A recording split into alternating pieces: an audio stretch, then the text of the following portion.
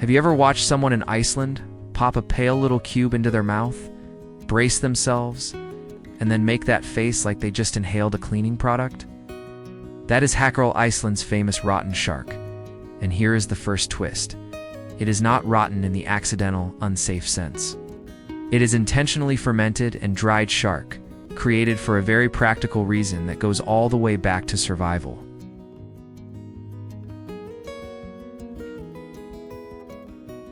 Harmless is usually made from Greenland shark, a deep-water shark found in the North Atlantic and Arctic regions. The important part is this.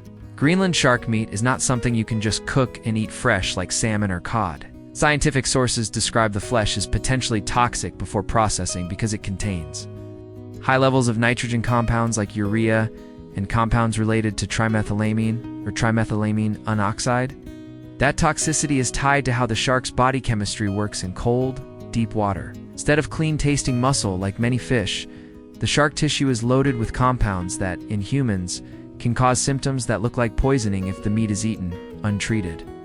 So when you hear, why would anyone eat this? The more accurate question is, how did anyone figure out a way to make it edible? Because the only reason Harmless exists is that Icelanders developed a preservation method that transforms that unsafe raw meat into something you can actually consume.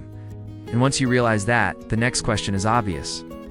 Why were people even trying to eat Greenland shark in the first place?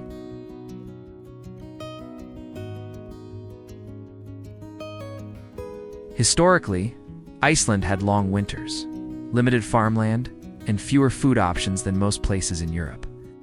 When communities had access to an animal like the Greenland shark, which is large and could provide a lot of meat, it made sense to try to use it, even if the fresh version was inedible. That is where fermentation comes in. Iceland has a broader tradition of preserving food through drying, curing, and fermenting, especially before modern refrigeration. Harmless fits that logic perfectly. It is not a let's be weird food, it is a we need to store food safely through winter food. Traditional descriptions of the Harmless method explain that the meat was buried and pressed for weeks so fluids could drain out, then hung to dry for months. That is not random. It is a controlled preservation system designed to change the chemistry of the meat, reduce harmful compounds, and make it stable enough to store. In other words, fermentation was the technology. It was Iceland's way of turning a toxic animal into usable calories. But survival foods usually disappear once a country has supermarkets and imports. So why does Harmless still show up today?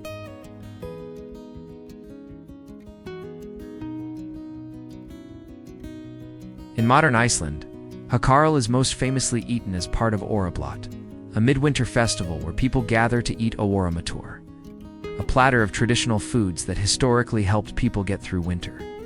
Harmless is regularly listed as one of the classic dishes served at these events. This is where the meaning shifts. It is not just nutrition anymore. It becomes memory and identity. For some Icelanders, tasting Harmless is a way of connecting to the past, to grandparents, to rural food traditions, and to the idea that Icelanders survive by being resourceful. It is also often paired with brennivin, Iceland's iconic caraway-flavored spirit, partly because it's traditional and partly because, honestly, it helps people get through the first bite. And if you've ever seen tourists trying it, that is real too. Harmless has become a kind of cultural dare, a rite of passage food. Some locals love it, some tolerate it for the festival, and some mostly eat it when visiting relatives bring it out. But it stays on the table because it represents old Iceland, not because everyone is eating it every week. Now, let's talk about the part nobody forgets, the smell. That smell is the clue to what fermentation is doing.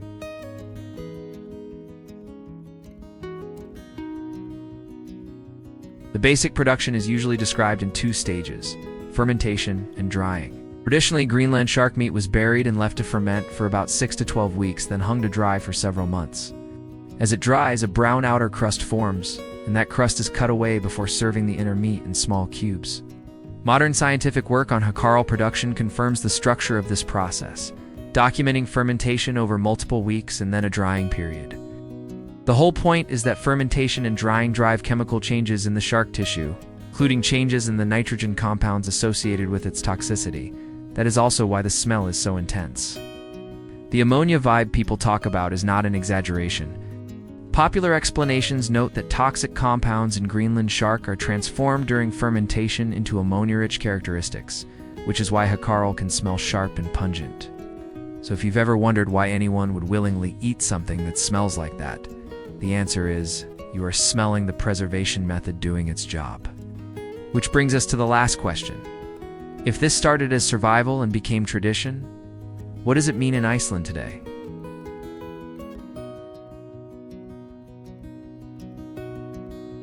Today, Hakarl is less about necessity and more about cultural continuity. It's one of those foods that says this is where we came from. It appears at Orablatt dinners, on traditional platters, and in places that teach the craft like the Bonartfon Shark Museum, where visitors can learn about the process and sample it. It also survives because it is uniquely Icelandic. Plenty of countries have fermented foods. Very few have a dish that literally turns an otherwise toxic shark into edible cubes through a long curing process. That uniqueness makes it a symbol, a story you can taste, whether you love it or you just survive it. So why does Iceland eat rotten shark? Because it is not really about rotten food.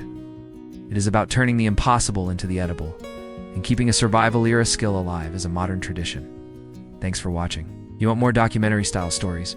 Watch the full series on my channel.